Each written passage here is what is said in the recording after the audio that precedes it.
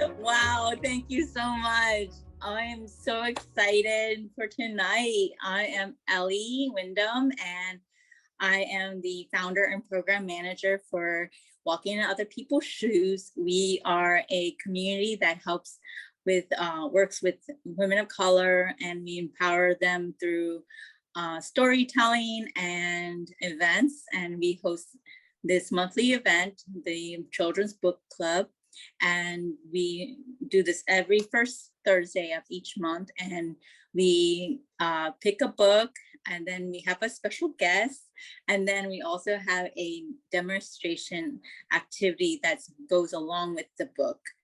So we're really excited for this month, because it's Halloween. And, Mia is one of the facilitators that helps to curate this program. And Mia blogs on parenting, children's books, and education at pragmaticmom.com.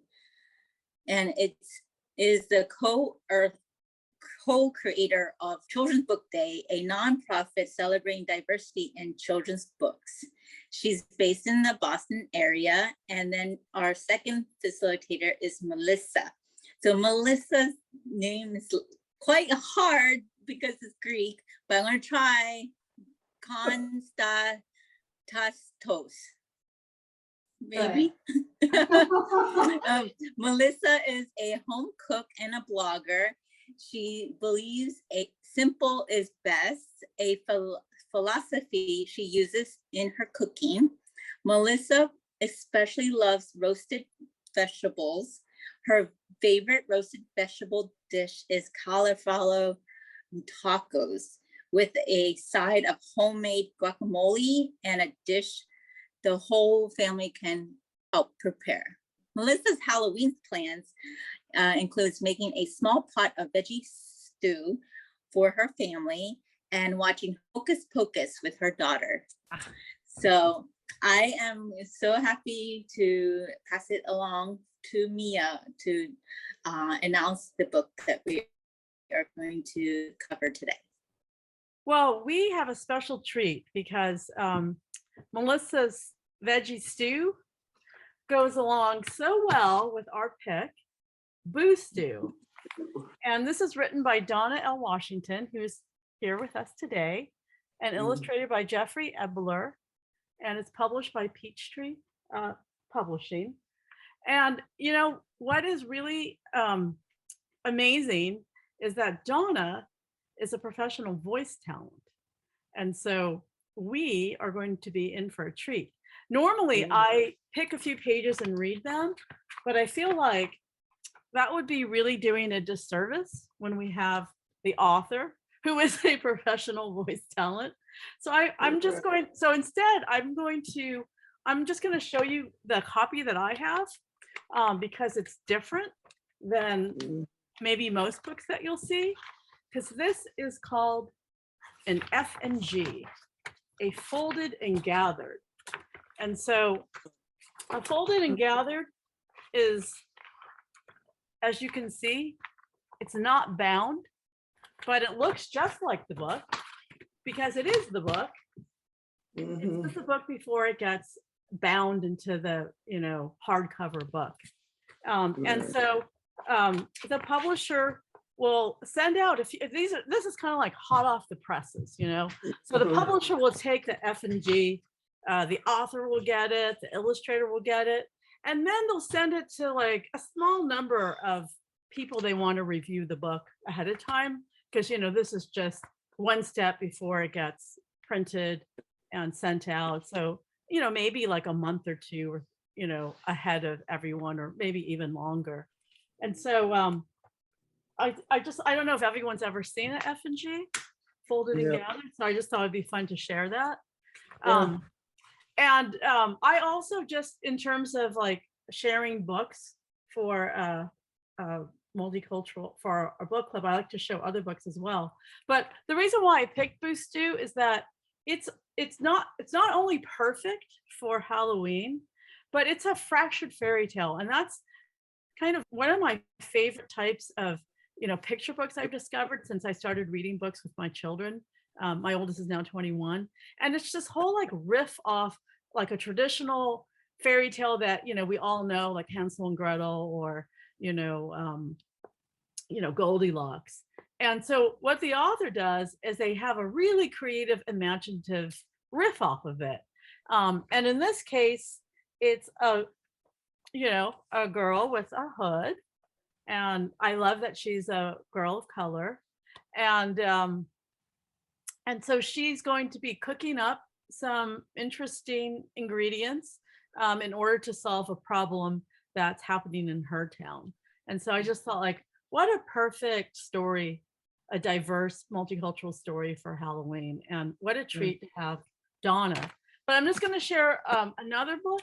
And then I'm also going to talk about the giveaway, because I always like to do what I call book club in a box. So what I'm going to do is I'm going to take the F&G, I'm going to give this away. And normally what I do is I just kind of staple bind it so that the pages don't fall out, so people don't, lose, like the order of the book. And so I happen to have another book here that a publisher sent me, The Ghoul's Guide to Good Grammar. It's by Mary Sullivan. And I just thought, like, this is another fun book for Halloween.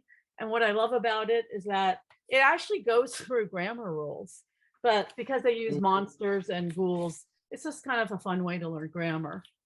And so I'll be giving away this book, and then my giveaway this month is appropriate for Halloween. But my spin on it, because I like to do something that's related to diversity, is that all this candy is from a different country. So this may look like very familiar Kit Kat. But the reason why it's different, Flakes, which we probably don't know, Smarties, is that this is Canadian candy.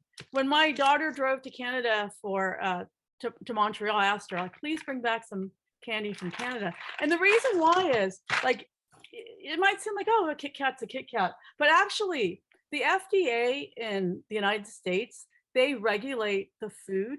And so their chocolate standard in the United States is a lower standard than pretty much anywhere else in the world. And so what I would like, whoever wins this, if you just take a Kit Kat, from a store, a normal one, and taste it side by side, you'll notice a huge difference. You'll notice the Canadian one looks identical, but when you taste it, it just tastes creamier and richer and more chocolatey. And you're like, wow, this one is so much more delicious. Why is that? And it's because of food regulations. This one, Coffee Crisp, this one is a Canadian candy. A lot of these have the same kind of like flaky cookie with chocolate outside. Flake is just like, it's a chocolate bar, but it's sort of like in layers, and it's really good actually. So it's like a chocolate bar, but like flaky and light. And then I thought, because I go to the Greek market, I thought I would throw in some, which is perfect because we have Melissa. I thought it'd be perfect. I'm throwing in some Greek candy. And so these are actually really similar to a Kit Kat. I got the milk chocolate and the dark chocolate. I tried these myself. I taste tested everything. And boy, is this candy delicious. Like I could eat a lot of these. It's almost like a Flake and a Kit Kat combined, but it's Greek. And so you'll notice also the chocolate's super creamy. It tastes really chocolatey. It's super delicious. Smarties are, you can find them in England, in Canada, maybe Australia. They're basically like a M&M. It's just a. Where did you say you got the Greek candy from? Oh, so I go to Sophia's Greek Pantry, which is in Belmont, and they make their own yogurt. And I'm addicted to that yogurt. It's like non-fat. It's so delicious. And, they have all kinds of Greek, like items, frozen and food that they cook, food that's refrigerated, and like a whole yogurt bar. And so I was just standing there. I just picked, they have a lot to choose from, but I just picked these two. And so my giveaway is this box of mostly Canadian candy with a few thrown in. So I would describe it as chocolate, international chocolate. So I hope whoever wins it enjoys. And you know, we sort of like to do this book club in a box giveaway because we hope that whoever wins it will, you know, maybe do a little event at home with, you know, children and their friends, or perhaps in a classroom or a library. And that's just sort of what I used to do with my kids, like a book club for them. And it turned out to be their like, now that they're all grown, they're like, that was our favorite thing that you did. And so this is my inspiration. And so I'm going to turn it now to Melissa, who will do a wonderful cooking demonstration and something that she designed that can be child and parent together, which I think is so wonderful. Hi, everyone. So Hi. I'm going to make, hi, Donna. I loved your book. So great. I am not going to use moose ear broth or toenails in my stew, but I am going to use a lot of tasty vegetables, some tomato, get that all in there. And it's very easy. It's a quick meal and everyone in the family can participate in doing some part of it. So the first thing you want to do when you're making this is just make sure that you have all the proper tools. So I'm talking about a peeler, and this is an adult peeler, but if you go on Amazon, any of the cooking stores, they sell children's peelers, which have a shorter handle. And those are great for kids because when they're holding a vegetable and they're peeling down, it's very easy for them to manage. So I like this peeler, rubber, and I actually recommend rubber, anything rubber for kids. A chef's knife, which is scary for children, not so much for adults. I mean, it can be scary for adults, but you need one of these. You need a masher, a cutting board, a baking sheet, and you can line it with aluminum foil. You don't have to. I don't always line mine, as you can see. Medium-sized mixing bowl. And if you have one, a mortar and pestle, which is great for mashing garlic. If you don't have one of these, it's okay. I'll teach you how to mince garlic for the recipe. So what you need are potatoes, carrots, garlic, onion, olive oil, some salt, some sugar, tomato paste, oregano, which you can get from anywhere, but Mia mentioned a Greek store, and that's a great place to get your oregano. Fresh tomatoes, and you can buy that in a can. And I think that's it for the ingredients. So first thing you want to do is chop your vegetables, just peel everything, make sure you washed the skin before you start peeling, dry that with a paper towel, and just start peeling your veggies. And this is something you can have the kids do. If the potato is too big for your kids, then I suggest just chopping that in half. Giving them something smaller to work with, because they can always lean this on the cutting board and just peel down as they lean. So you're peeling your potatoes first.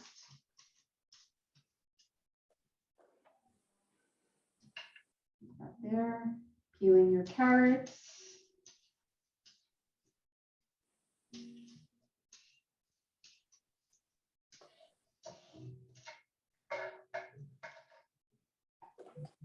And I'm not a messy cook, but it's okay if you are. You're gonna start chopping. So you want to chop your carrots maybe 1/2 inch. Just give that a nice kind of slanted chop. Make sure they're all almost the same size. It doesn't need to be perfect, but as close to the same size as possible is great. And then when you start chopping the potatoes, you want to cut your potato in half to make it just easier to chop. Then quarter. And you want to cut the quarter in half and just do 3 even cuts. And just set that aside. And just keep doing that until you've done all 2 pounds. So I believe that the recipe calls for 2 pounds of potatoes, 1 pound of carrots. You also want to chop your onion. So I've already peeled this onion. It's going to be 1/2 cup of onion. And you're going to cook that separately from the carrot and potatoes. We'll get to that. You just want to chop. Not super thin, but I would say about 1/4 inch is fine. You want to set that aside. You want to work on your garlic. So what I like to do is move everything around. I leave the skin on and I just give that maybe 2, I hit it twice and peel comes right off and you can mash that garlic in there.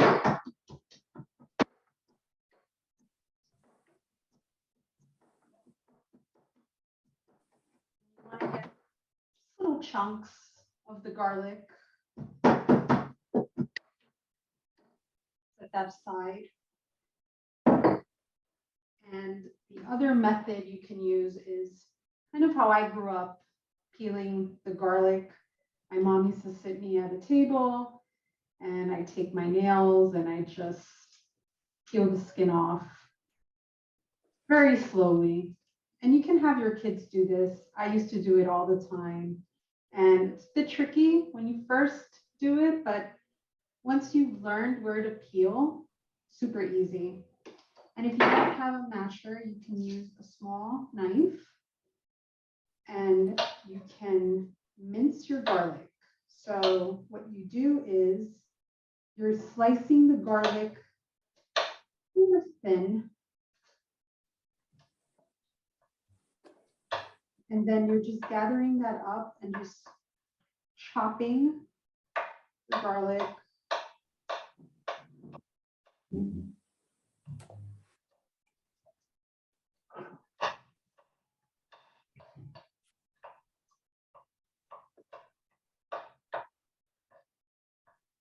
Some people like to press the garlic with a spoon to get it mashed up. You're going to grab a medium-sized bowl and you're going to add the potatoes.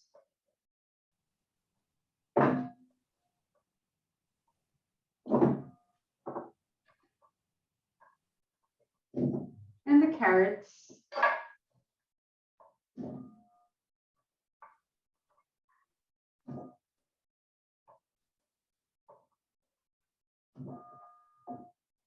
And the garlic.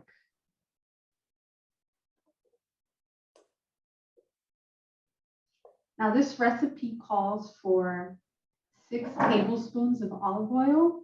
You're just using 3 tablespoons for your vegetables that are in the bowl, and you're reserving the rest of the olive oil for your tomato sauce. Just going to give that a nice mix.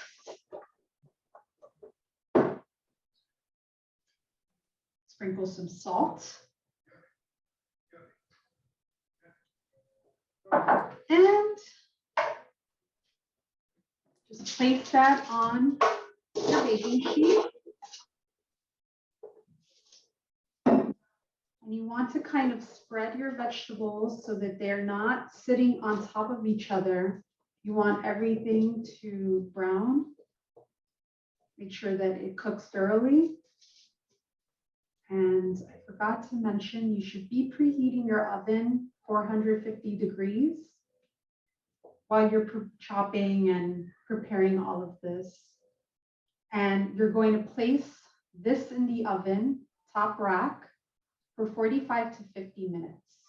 And what you should see when you've done that is a nice brown mixture of the potatoes, the carrots, and the garlic. While that's cooking in the oven, you want to start preparing your tomato sauce. And so the tomato sauce consists of having a big pot. You can use a stock pot. I like a Dutch oven pot just because it's very heavy, and I just feel confident that the lid is going to keep everything nice and warm while I cook. And so you want to add the rest of your olive oil to this pot, and you want to add your onions to the pot. I've already cooked my onion, and some people say 5 minutes for browning. I like to leave my onions in a little longer just because I feel like they're really brown when you do that. So the way this cooks is you're cooking this for 8 minutes over medium-high heat, and you're sprinkling a bit of sugar on top just to give it that nice caramelized color. And once it reaches that color, what you want to do is lower your heat and add a tomato base. And the tomato base is your tomato paste, your canned tomatoes, and normally canned tomatoes can have big chunks in them. I know some kids don't really like that. So what you can have your kids do, this is going to be on low heat at the time. You just want to give them a masher. Make sure you're standing right next to them when you're doing this. You want to have them mash all that tomato in there. Kind of give it a nice mix just to blend all those flavors together. And you're adding a little salt, your oregano, and you're mixing all of that together.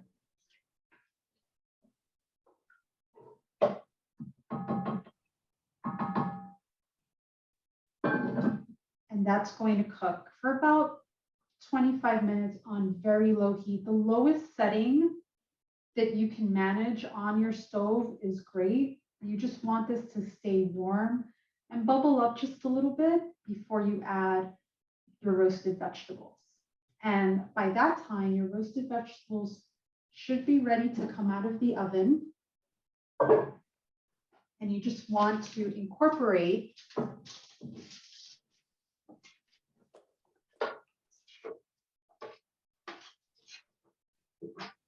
those vegetables. Now the recipe that I've provided also has spinach. I didn't add spinach to mine this time because not everybody likes spinach. I've loved spinach since I was a kid, so I'm open to it. But if your kids aren't big spinach eaters, then you can skip it. Just mix everything.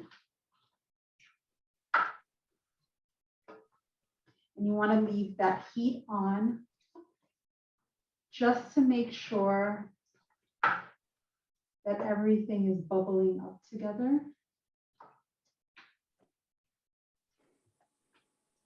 And grab a ladle, favorite bowl.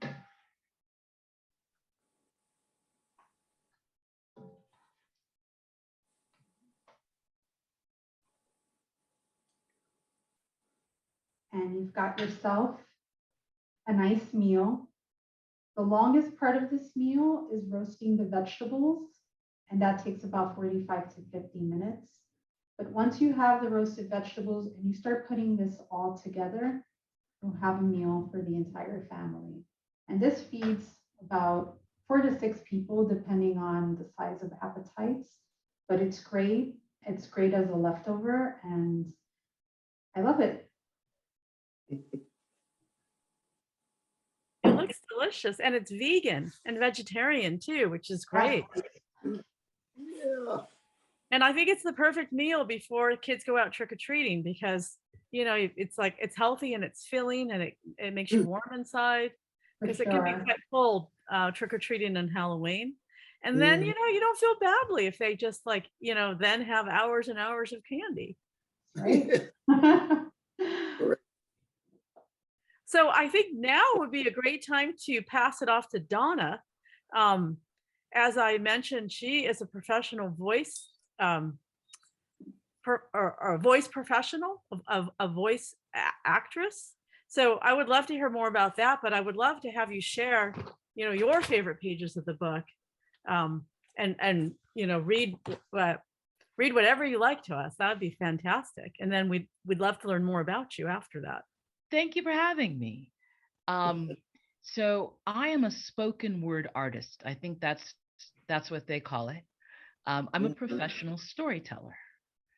So I've been a professional storyteller for 34 years. It's the only job I've ever had as a grown-up person. So I graduated from Northwestern University, which is right outside of Chicago. And since then, I've been touring the world, telling people stories. And every now and again, one of the stories that I've written ends up in a book. So before I do some of my pages, let me explain a little bit about how this story came to be. So I have 2 children, and they are 21 and 24. But back in the day, they were 7 and 4. And my son is an incredibly picky eater, but when he does eat things, they're often strange. And my daughter, she will eat anything. She was a truck driver, just like blah, blah, blah, blah, blah, blah, blah, blah, blah. And she would eat lots of everything, and she's about this big around, and she's tiny. So one morning, the 2 of them were sitting at the breakfast table, and my daughter was forever trying to get my son to eat things, and my son would say no. And she would say, why won't you eat this? And he would say something like, because it would taste like a worm sandwich. And she said, no, it doesn't. How do you know what worms taste like? And so they were talking about, like, what do you think would be the most disgusting thing to eat? And then they, they're kids, they came up with disgusting stuff. And then they started talking about, well, who would cook really disgusting food? And then I sat at the table with them, and they started sounding like a rhythm for a story. And then the mom storyteller got in there, and I started playing around with what they were doing. And when we were done, it took about an hour, we had a story. And I started telling it out loud to audiences. And it took its shape from letting audiences play with it. And then I was telling it somewhere, and someone said, that should be a book. And I thought, And I've written a number of picture books, but it always, not every story I know is going to be a picture book. But this one sort of lent itself that way. and eventually working with Peachtree Press, we ended up with Boo Stew, which came out this year in September. So the thing that is important to me about picture books, all the ones I've written that are meant to be shared out loud are like this, is to me, picture books are not something you sit and read quietly to yourself. Now you can, especially if you enjoy them, but I really think picture books should be out loud. And since I am an oral storyteller, I'm a performative storyteller, I want anyone who reads one of these books to go, oh, I can hear that character's voice. Oh, I can guess how that's supposed to sound. And so that when they're reading it, you can hear all of the characters in their voices. So Jeffrey Ebler, who is the person who illustrated this book, he did an amazing job. He captured the character of this book from the very beginning. And so I'm going to start. Now, Melissa just made a delicious stew. Curly Locks, who is the main character of this book, I would not say anything she makes is delicious to most people. For instance, on the title pages, the end pages, he put some ingredients for some of her dishes. This one is snail slime. Oh. Can you see the two snails up there? And I guess they're slipping around and snail slime is going in there, right? Oh, shoot. I wouldn't put that in food. Belly button lint. Oh. I wouldn't put that in food. Oh, here's one. Venus flytrap drool. Oh. See that? Yeah. There's a lot of, and then there's a salt shaker full of dandruff. Oh. So No, who came up with are those all elements from your story, or did Jeffrey just like riffed off your story and he came up? just riffed. I love it. Yeah. It's a lot in the oral tradition, but now he does it with pictures, right? Yes. Like extending your story. So when I saw these, because this is one of the first things, like eel electricity, right? When I saw these, when my editor sent me these, I was like, oh, these are perfect. These are perfect. Now, Melissa, don't get any crazy ideas. But these are perfect. I'm not. I see banana peels and apple cores and all sorts of questions. There's ginger root that I don't know if most kids have ever cooked with ginger root, but there's ginger root. So there are a few things that actually are food things, but most of these fingernail clippings, they're not the kind of stuff you should put in food. So, and then another thing, I specifically decided that I wanted the creatures, and you'll see one of them. Can you see here on the cover? This creature, Yes. He's over here. This creature over here. I specifically gave the creatures in the book the name Scares instead of saying ghosts or goblins or whatever. Scares. Right. Because I wanted the illustrator to come up with whatever they thought a scare might be. And also, it opens your imagination. So even if you weren't looking at the pictures, I said scare, you could come up with what you think would be scary. Right. So it's a fun way to let the audience play with their own images. And I love this. So again, here at the very beginning, you see her, she's collecting gator snot and boar hair.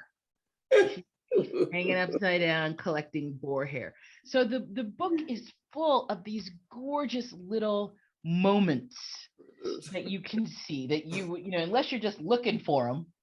And so even after you read the book, you can go back and spend a long time looking at all the details in the pictures. So he really did. I mean, he did up right. You can make a gross out list. That could be a teacher assignment. Go do it. What's your top 10 gross out list from the book? Well, one of the things that I saw a great review from a 5-year-old over on Amazon that said, this book is a little scary and very yucky and lots of fun. I thought, that's about right. That's Right. about right. So one of the things he did was, if you look here in the swamp, this is her house. Look at the hummock that's underneath, like the big, she lives in Toadsuck Swamp. That's a face peeking out of the water on the tufts of grass as she's heading home. So one could look at that and go, okay, I see scares. Fair enough. Yeah. So I'm gonna, let's see, where shall I start? I'm gonna start it off.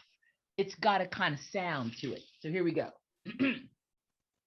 There were always scares in Toadsuck Swamp, but Curlylocks didn't pay 'em much mind.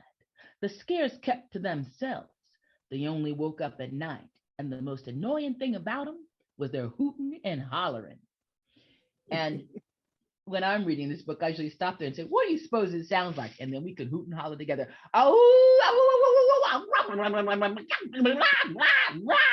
All night, all over the swamp. But Curlylocks didn't care about that. The only thing Curlylocks truly cared about was cooking. And this is where we get into what is the thing you can think of. Sadly, the town folks ran the other way when she offered them bat wing brownies, cat hair cupcakes, and toad eye toffee. Those are not vegan. Far from it. And the kind of fun thing is, if you look here, let's see, let me get it right here. You can see, I'll zoom in on them. Little bat hair bat wing brownies. Nobody will eat her food. And Melissa, you know, if you like to cook, there's nothing better than watching people enjoy what you cook. Isn't that right? When they're eating, they're like, Yeah. But if nobody will eat what you're cooking, that is about the saddest thing ever. But I don't know about you, but I would never eat toad eye toffee. That would never happen. I don't care how hungry I was. I would not put frog eyes in my mouth. So she's a terrible cook. Let's just be clear. She's terrible. And one night she makes lizard skin lasagna. And it disappears off the windowsill. And she looks out into the swamp. She's like, somebody liked my cooking. But the fact that something out there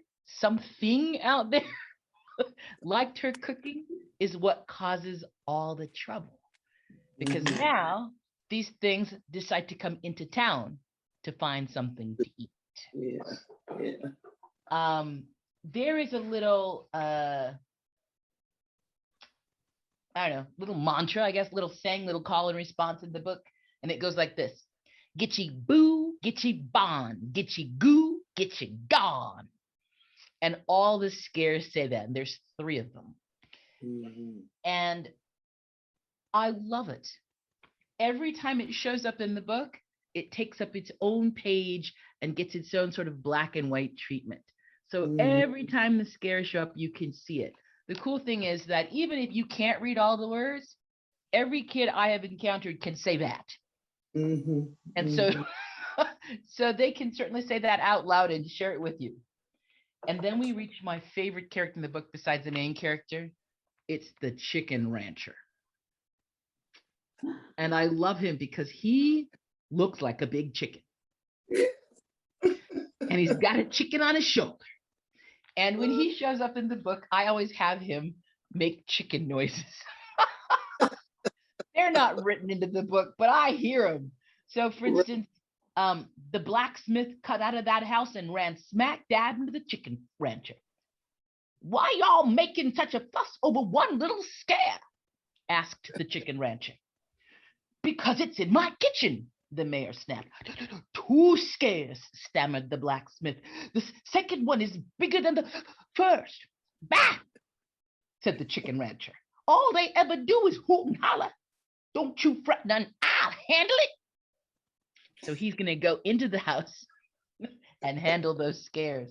And he gets in there, and there are 3 of them.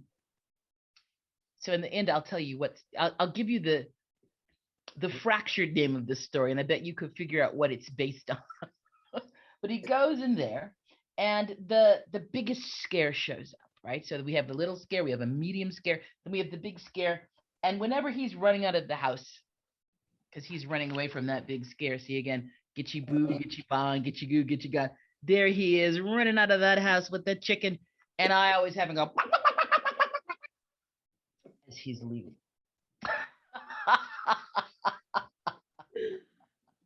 Because I think that's funny. Fun. You have fun. I love the telling of it.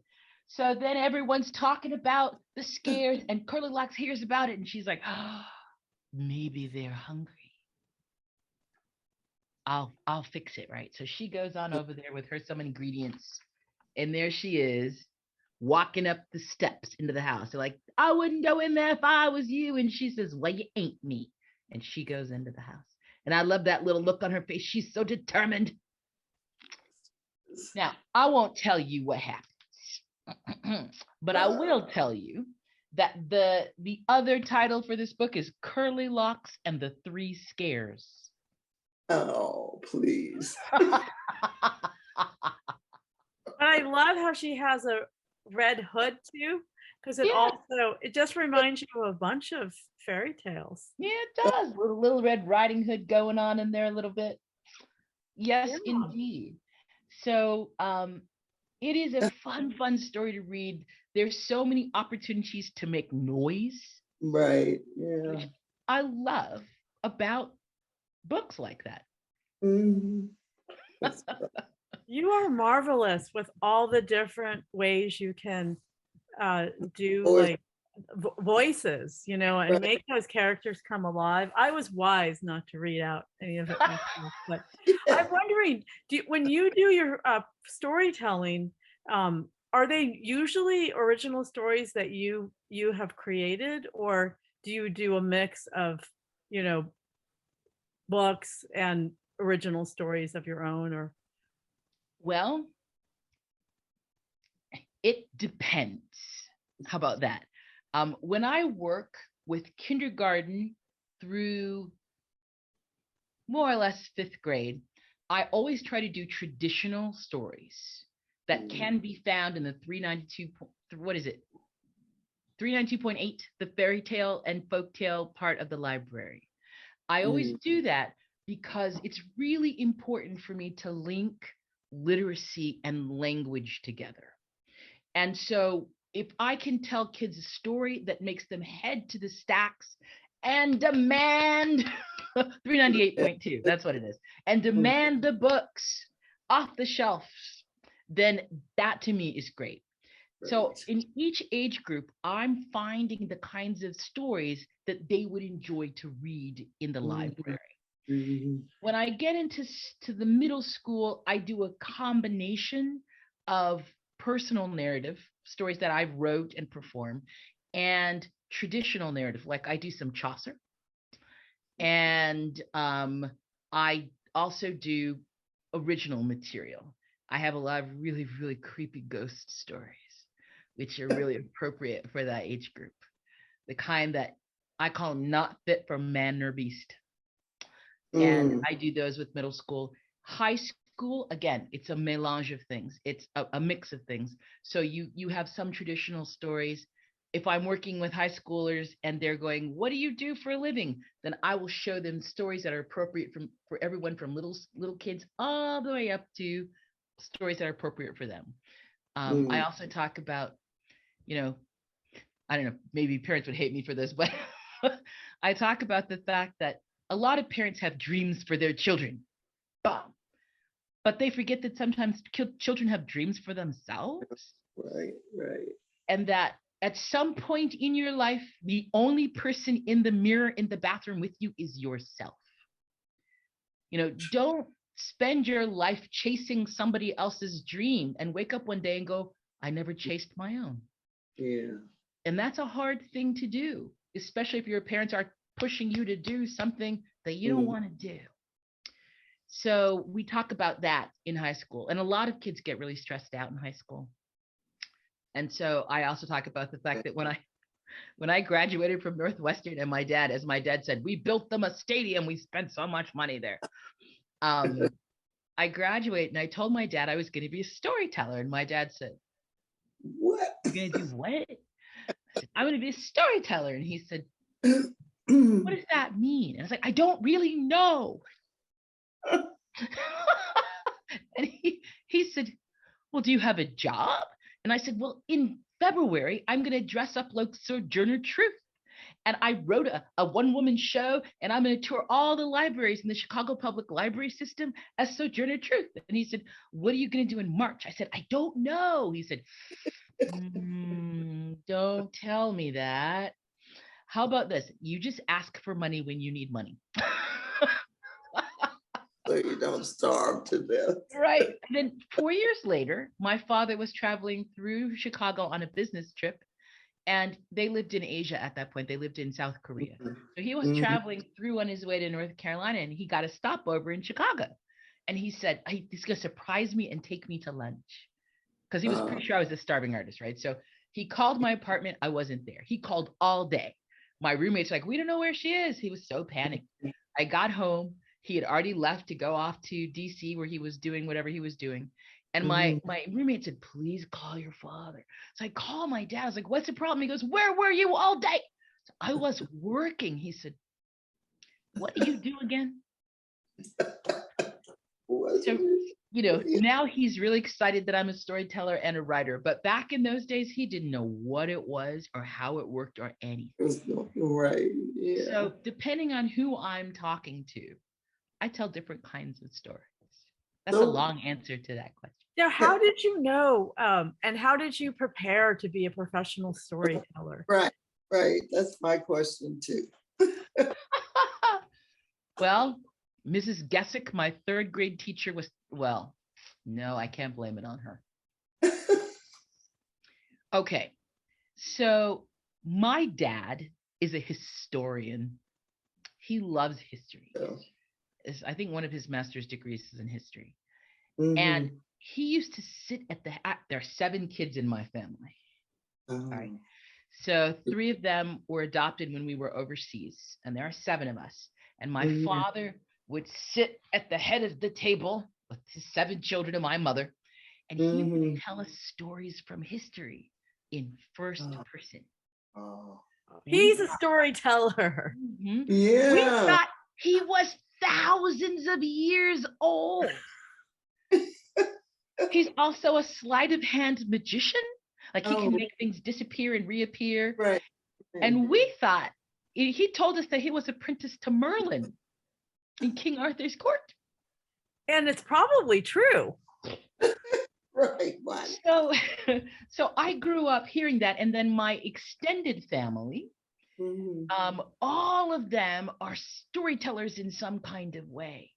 They liked poetry. They recited things. I learned stories without knowing I was learning stories. And then I got into 3rd grade. Mrs. Gessick is where she comes in now. I was in 3rd grade, and I used to hate the stories that they assigned me to read when I was in school. As a girl of color, I never read stories about people like me. Right. They're all about, I don't know, boys mostly. Right. White boys in England for some reason. Yeah. Anyways. Barbara knows all about this.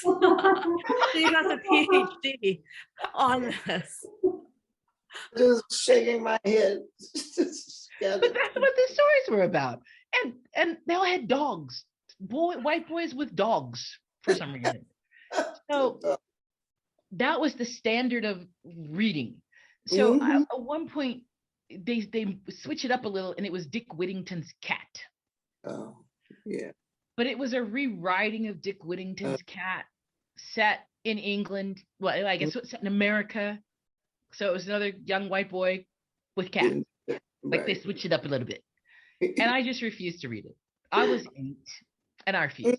And I came to school the next day because we had to write something about it in class. Right. And I asked all of the kids in the class what the story was about. And they told me. So we were supposed to write something about it. So I, after having listened to what everyone said and realized I really hated the story, I wrote it from the point of view of the character who was in the story about how much everyone hated the cats. And he didn't know what to do with the cats. And the teacher loved it and read it to the whole class. This is what you were supposed to be doing. And I was like, mm-hmm. They should have had you read it out loud. Yeah, is that incredible? So I'm still, love I'm still answering this question, I promise you. I got to university and I was going to study law. And I was there one day and changed to theater. And then while I was studying theater, someone said, you should be a storyteller. And I said, okay. And I graduated from university and I've never done anything else. Pretty much that's how it went. It's very interesting trait. Your dinner tables must be so fun. I want to be at your house at Thanksgiving. Right. You know, being with my siblings, because there are 7 of us, we were a traveling circus. Right. And we're Army kids. We moved every 4 years. Oh, yeah. So every 4 years we had to remake friends. Right. But we were also, all my brothers are huge and athletic. So they would, all 4 of them would start on whatever football, baseball team, whatever. So the starting line would be Don Washington, Darren Washington, Milton Washington, right? So very shortly after we got anywhere, everybody would know who we are. And one of my brothers is like a genius person. So he was always like, he won awards for all sorts of things. And I was performing. I wasn't performing as a storyteller. I was performing in theater.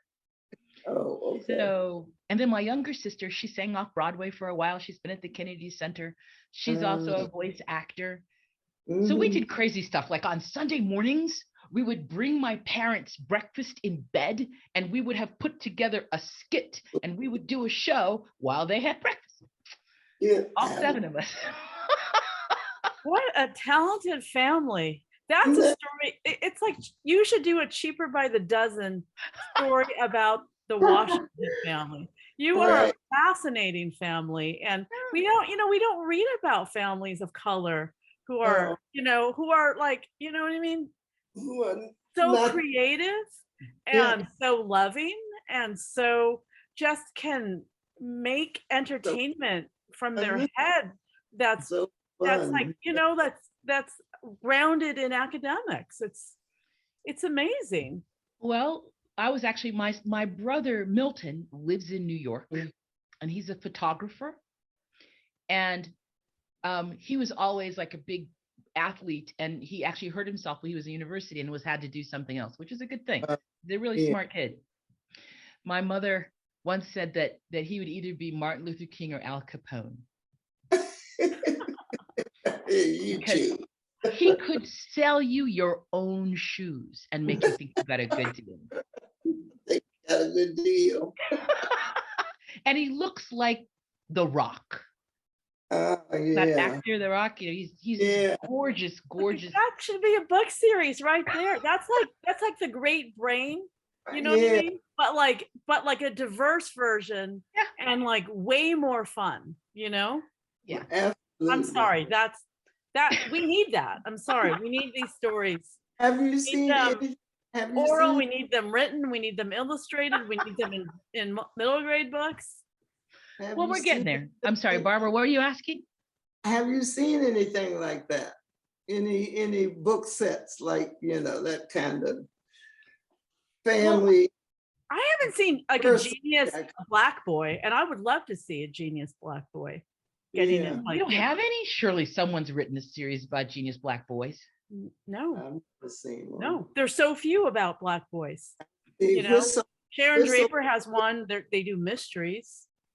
And there's Whistle for Willie, the black boy with the dog. Yeah. The author's not black though. The author's white. Okay, fair enough. Yeah. Anna Kissick.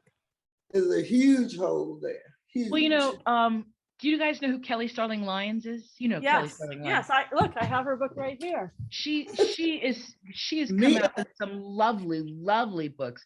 Yeah. Yeah. Going Down Home. She Caldecott, also, Honor.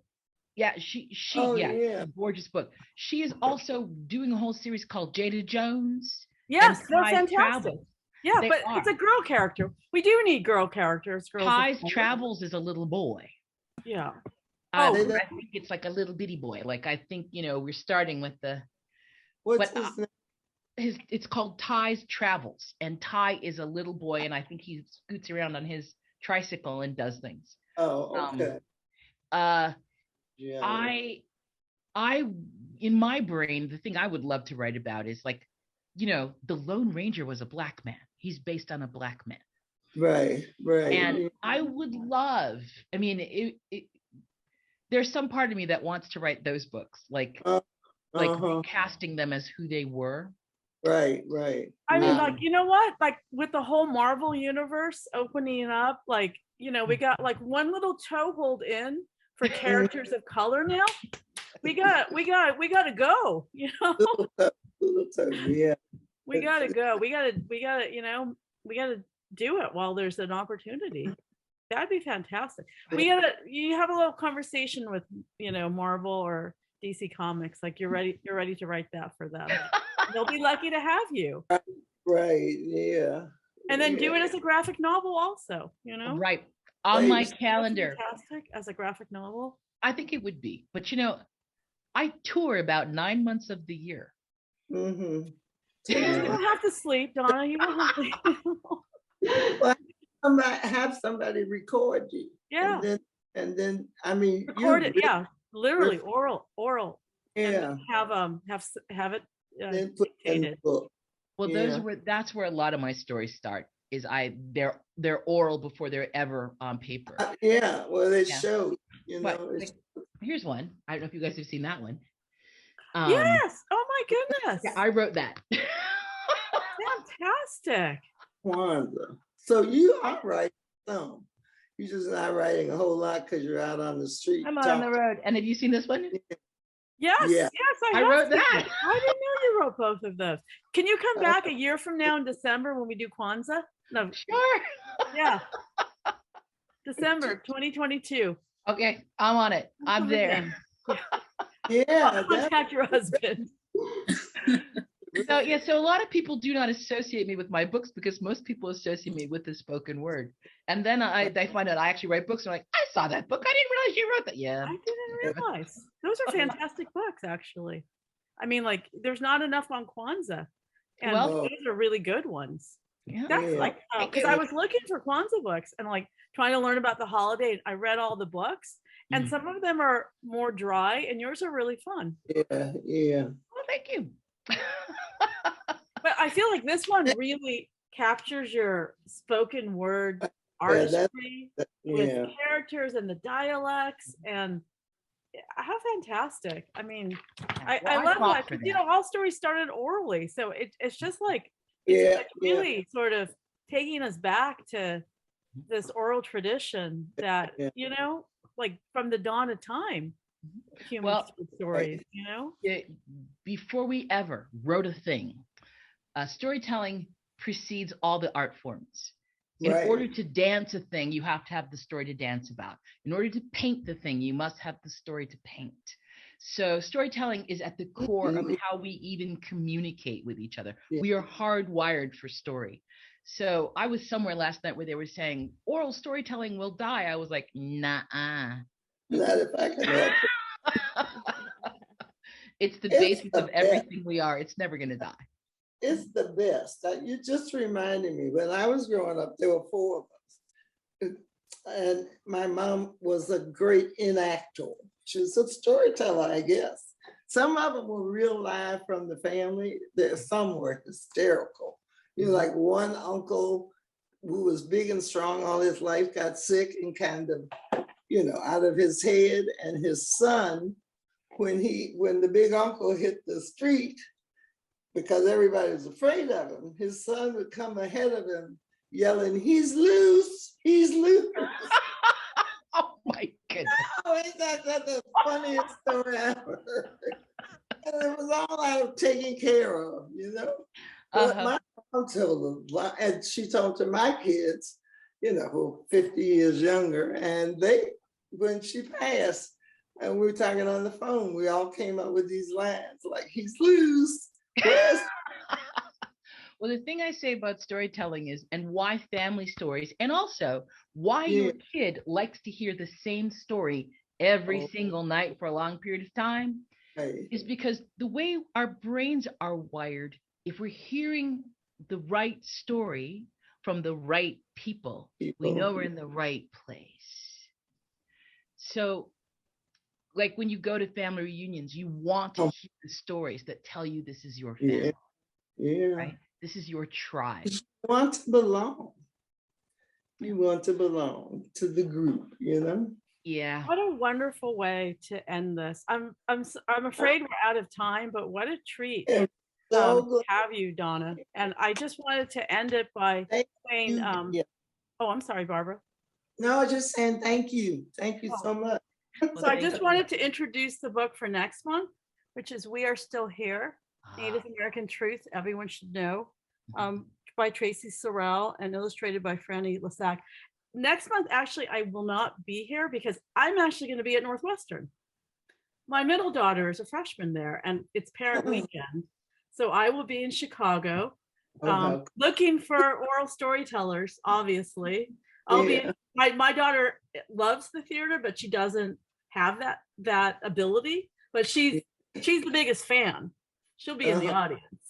She's, you know, she's already seen one play twice because she said it was improv. So she was like, it's always different. So obviously I'm going to go all the times.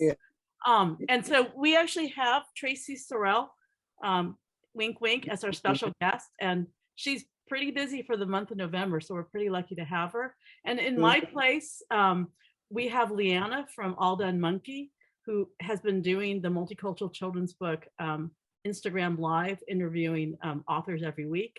And she's fantastic. So she will be leading it. I'll try to join just as a participant, but like I'm flying in at kind of the same time. And last time it took me 3 hours to get the car rental squared away. So not quite sure how that will work out. And I know that Ellie is going to choose the winner so that I can send the giveaway to you. I would love to announce for someone who's been showing up a lot lately in the last, like, we only hosted 6 of these. I think she came at least 2, 3, or 4. Sonia, I know you're the winner, and thank you so much for supporting. Can you tell us who you're a teacher, right? Yes, I am. What grades do you teach? I previously taught elementary and middle school a few years ago, but I have since transitioned into college teaching. I teach English, but I still keep abreast of children and young adult literature. So you know, I liked attending the book club sessions and learning about, you know, authors from different ethnic backgrounds. That's something that's very important to me, that I hope that I can contribute to in some way in the future. So thank you, Ellie. Thank you, Mia. Thank you, Melissa and Miss Washington. It was a pleasure hearing you read your story and seeing the beautiful illustrations. Thank you so much. You're welcome. Thank you so much. We will be, I'll be sending an email to ask about your address, and very excited. What college do you teach? May I ask? I teach at St. John's University in Queens in New York. I also work in a writing center at Queensborough Community College. So I'm wearing 2 different hats. Very we'd love to have you, Sonia, participate in the future, maybe with some kind of like writing exercise that we could pair up with a picture book if you're amenable to I'm that. open to that. That'd be awesome. Okay, we'll talk offline then, Sonia. Okay. Fantastic. Thank you. Well, thank you, Donna. It was such an honor and a pleasure and a joy to meet you and to hear your story and to know that the oral tradition of storytelling is alive and well and safe in your hands. I just wish like you come to Boston. I wish my kids could have heard you growing up. I just feel like, why don't we have more, or Well, more we're of out you, or there. just more of this. It's so fantastic. Well, thank you. And we're out there. There's lots of storytellers out there. We're just, well, the country's big and we're thin on the ground. If I say it that way. But I'm sure there's a guild. There's a storytelling guild, and there's got to be storytelling in your area. And anyone who's interested in it, if you like, put your state name in and look for a guild, like, I don't know, Massachusetts Storytelling Guild, and you will find out.